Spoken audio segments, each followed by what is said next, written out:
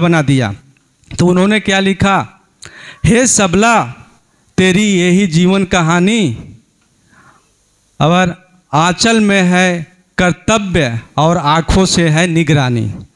उसी संस्था से जुड़े हम सब के बीच में नीतू मैम, अब मैं अनुग्रह करना चाहता हूँ नीतू। धन्यवाद। ओम शांति।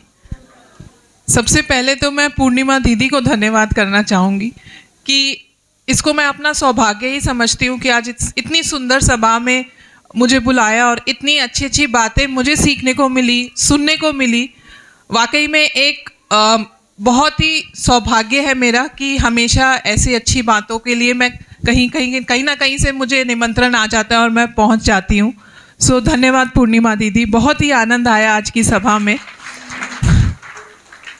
पंचशीला दीदी के इतने अच्छे नारी के विवरण के बाद अब मेरे पास कुछ ज़्यादा कहने को नहीं है, परंतु मैं कुछ चीज़ें जो हम नवज्योति इंडिया फाउंडेशन, जैसे कि भाई जी ने बताया कि नवज्योति इंडिया फाउंडेशन हमारे देश की प्रथम महिला आईपीएस पुलिस अधिकारी डॉक्टर किरण बेदी जी ने बनाई थी आज से 38 वर्ष पूर्व।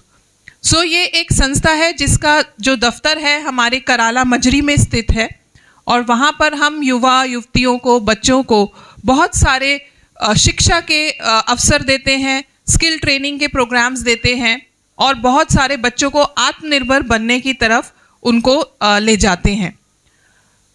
आज का जो हमारा मेन थीम है स्वर्णिम भारत की ओर और नारी शक्ति, हम सभी इस चीज़ से सहमत ही रखेंगे कि अगर भारत को एक वापस सोने की चिड़िया बनना है तो उसमें जो महिलाओं का योगदान है वो किसी भी तरीके से कम नहीं आंका जा सकता।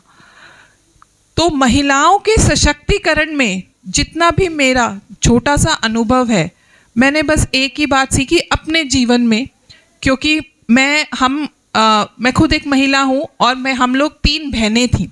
मेरे माता पिता की हम 3 लड़कियाँ थीं, और उन्होंने जो भी शिक्षा हमें दी और जो भी सिखाया, और उसके बाद एक सौभाग्य था कि डॉक्टर किरण बेदी जैसे मेंटोर मुझे मिले जिन्होंने आगे महिला सशक्तिकरण के बहुत सारे पाठ हमें पढ़ाए। सिर्फ एक ही, हम महिलाओं की सिर्फ एक ही दिक्कत है। कोई बता सकता है क्या दिक्कत है? एक ही दिक्कत है। वो दिक्कत क्या है पता है? लोग क्या कहेंगे। सारी दिक्कत यहीं पे आके टिक जाती है कि लोग क्या कहेंगे। तो अगर महिला जल्दी शादी करे तो लोग कहते हैं अरे इतना पढ़ाया लिखाया माँ बाप ने, जल्दी शादी कर ली, अपने पैरों पे खड़े होना चाहिए था। अगर महिला देर से शादी करे तो कहेंगे अरे महिला की शादी का एक टाइम होता है, एक समय होता है, समय से शादी करनी चाहिए। फिर यहाँ पर ही मुसीबतें ख़त्म नहीं होती। अगला, शादी होने के बाद कुछ लोग, अगर महिला समय से संतान पैदा करे तो कहते इतनी जल्दी क्या थी, अभी तो इसको अपने पैरों पे खड़ा होना था। कुछ लोग होते हैं ऐसे बोलने वाले। और अगर देर से करे तो इसको ये तो घरेलू है ही नहीं, इसे तो चिंता ही नहीं है, ये तो बहुत ही मतलबी महिला है, ऐसे बोलते हैं। शादी के बाद नौकरी छोड़ दे तो ये कैसे, पति का साथ देना चाहिए, कंधे से कंधा मिलाकर अपने घर को, परिवार को चलाना चाहिए। और अगर नहीं छोड़े तो फिर उसको मतलबी बोला जाता है। बच्चा बीमार हो और महिला दफ्तर चली जाए, ये कैसी माँ है?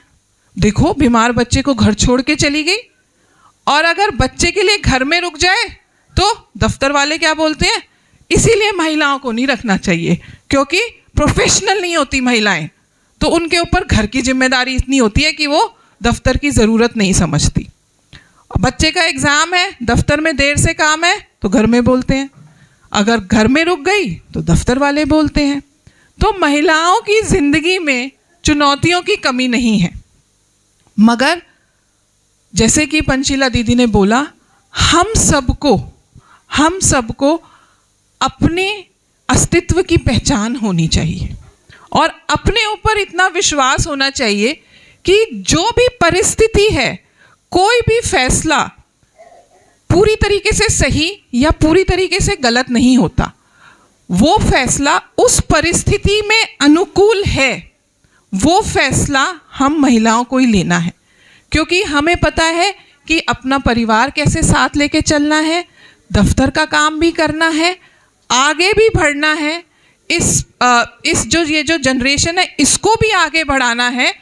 इसकी आप हम सबको ये समझ होनी चाहिए कि इतनी समझ हम सब में है, और अपने अस्तित्व को खोजने के लिए हमें दूसरों के बारे में ये सोचना कि लोग क्या कहेंगे, उसकी परवाह कर अगर हम उसमें चले गए तो कभी भी हम अपने अस्तित्व को नहीं खोज पाएंगे, उसकी पहचान नहीं कर पाएंगे।